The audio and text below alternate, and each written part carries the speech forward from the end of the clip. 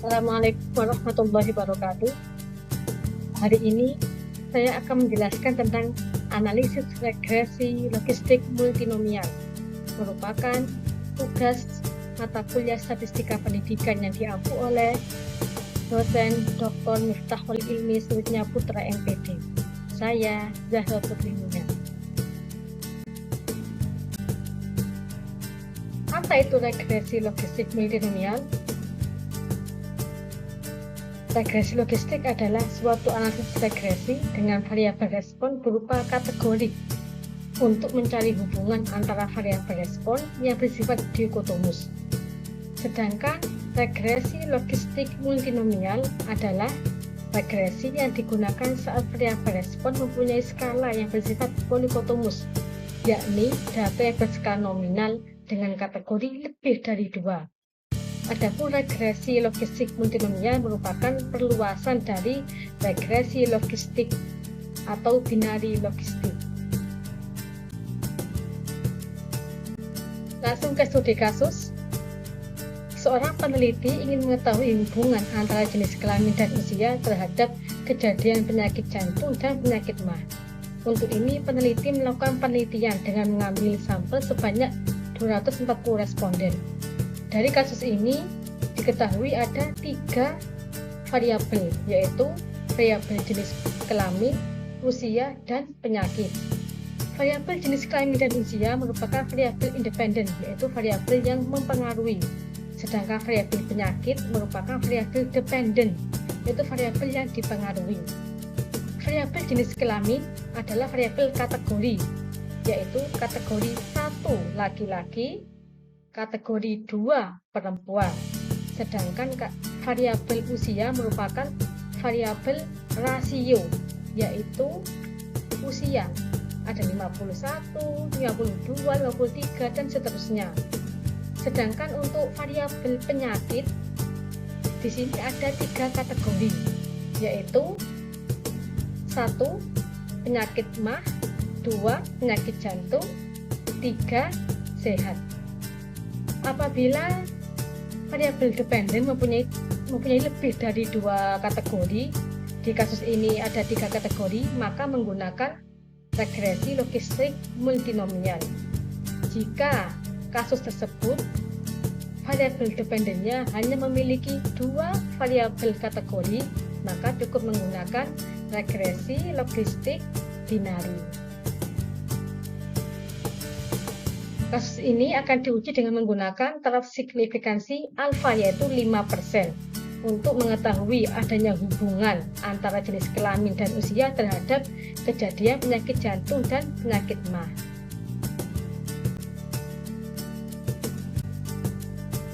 Dari kasus tersebut dapat diambil hipotesis nul atau hipotesis nihil. Tidak ada hubungan antara jenis kelamin dan usia terhadap kejadian penyakit jantung dan penyakit MAH. Sedangkan hipotesis alternatif, ada hubungan antara jenis kelamin dan usia terhadap kejadian penyakit jantung dan penyakit MAH. Untuk menyelesaikan tugas tersebut, kita memerlukan bantuan aplikasi SPSS. Nah, sekarang cara memasukkan data ke SPSS. Pertama, buka aplikasi SPSS, kemudian klik New Data. Setelah melihat tampilan seperti yang ada di layar, maka pilih variabel View.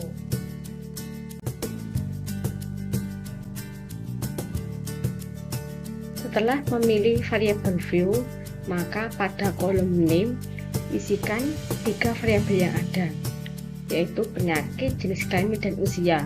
Contoh, pada baris pertama kita isikan kata penyakit, kemudian tekan tabs dan secara otomatis kolom sampingnya akan terisi dengan sendirinya. Seperti pada kolom tab akan muncul numerik, pada kolom width akan muncul angka 8, begitu juga dengan pada kolom desimal akan muncul angka 2. Kemudian isikan pada baris kedua, yaitu jenis kelamin tanpa memakai spasi. Kemudian begitu juga pada baris ketiga isikan usia dan secara otomatis akan muncul di kolom sebelahnya seperti yang tertera, yaitu numerik 8 dan 2. Untuk kolom label, kita isi keterangan untuk melengkapi kolom name yang telah kita ketik tadi. Kolom label baris pertama kita ketik penyakit, pada baris 2 kita ketik jenis kelamin, baris ketiga kita ketik usia. Untuk begitu juga dengan kolom value, mana masih kosong kita ketik, maka akan muncul tampilan seperti di layar. Kita ketik value 1, label ketik mah.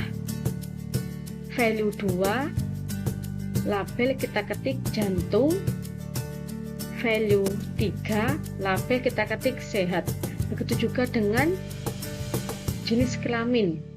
Jenis kelamin value 1 ketik laki-laki, value 2 ketik perempuan.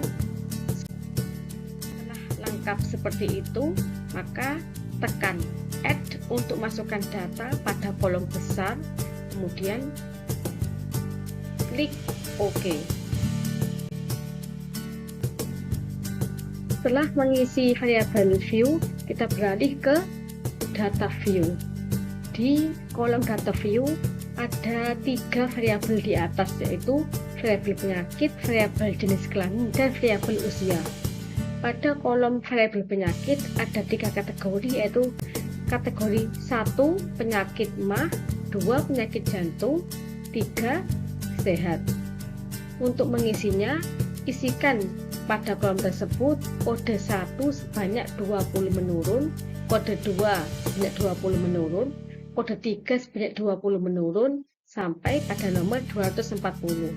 Pada kolom jenis kelamin, kita tahu ada 2 kategori, yaitu kategori 1 jenis kelamin laki-laki, 2 perempuan.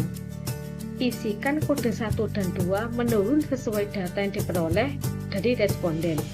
Pada kolom usia, kita isikan sesuai umur pada data yang kita peroleh dari responden.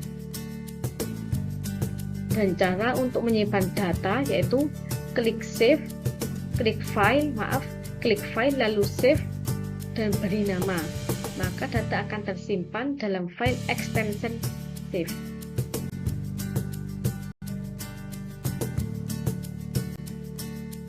Untuk pengolahan data, klik Analyze Regression Multinomial Logistic. Lalu akan muncul tampilan seperti berikut. Maka pindahkan variabel penyakit pada kolom dependent, pindahkan variabel jenis kelamin pada kolom faktor, pindahkan variabel usia pada kolom covariate. Maka akan jadi seperti di layar, dan jangan lupa klik OK. Dan jangan lupa juga untuk menyimpan output SPSS dengan cara klik file, save, dan beri nama. Lanjut ke interpretasi output SPSS. Pada tabel model fitting information, kita lihat nilai sig yang tertera, yaitu 0,000. Artinya model tidak ada satupun variabel independen yang secara statistik signifikan mempengaruhi variabel dependen, karena nilai p-value kurang dari nilai alfa, yaitu 0,05. Pada tabel selanjutnya, yaitu kita lihat pada baris kedua, Nagel curve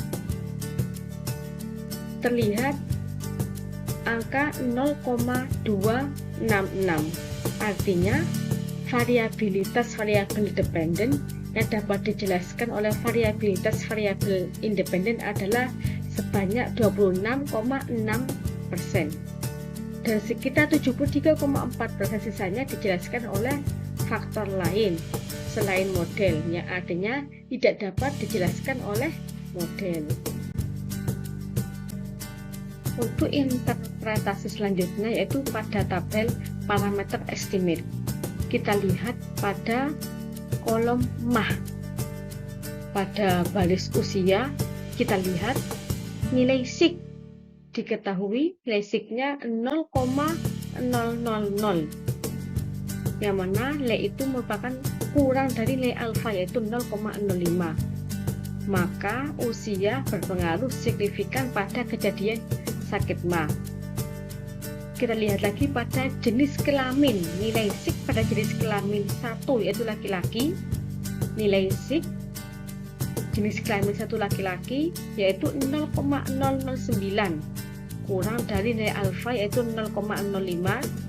Sesuai dengan taraf signifikansi yang kita gunakan tadi, maka jenis kelamin berpengaruh signifikan pada kejadian sakit ma. Kita lihat kolom sebelah kanan dari sig yaitu XB, kita bacanya odds ratio. Nilai odds ratio pada usia adalah 1,088,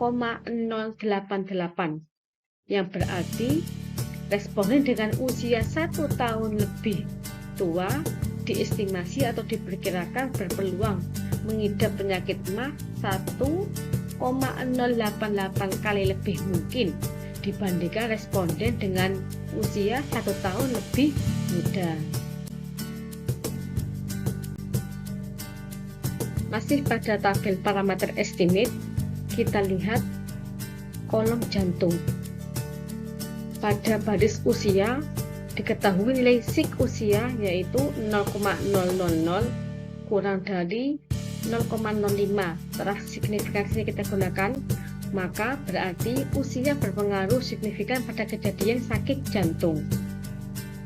Untuk nilai sig jenis kelamin 1 yaitu laki-laki diketahui 0,029, kurang dari 0,05, maka jenis kelamin berpengaruh signifikan pada kejadian sakit jantung. Kita lihat kolom sebelah kanan dari sig yaitu XPB, kita baca odds ratio, diketahui odds ratio usia yaitu 1,083, yang berarti responden dengan usia 1 tahun lebih tua diestimasi diperkirakan berpeluang mengidap penyakit jantung 1,083 kali lebih mungkin dibanding dengan responden dengan usia 1 tahun lebih muda.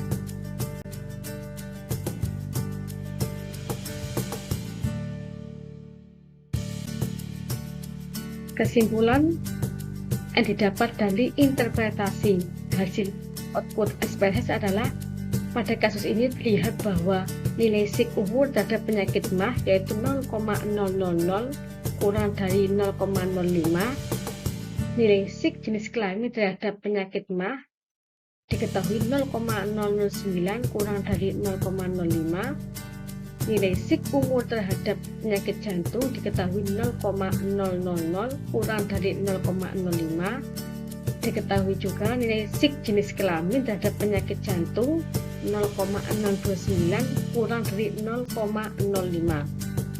Maka sesuai dengan hipotesis awal, maka jika nilai sig kurang dari taraf signifikansi 0,05, maka hipotesis nul ditolak dan hipotesis alternatif diterima. Artinya ada hubungan antara jenis kelamin dan usia terhadap kejadian penyakit jantung dan penyakit ma. Demikian yang dapat saya sampaikan. Semoga bermanfaat dan semoga kita bertemu di lain kesempatan. Sekian, terima kasih. Assalamualaikum warahmatullahi wabarakatuh.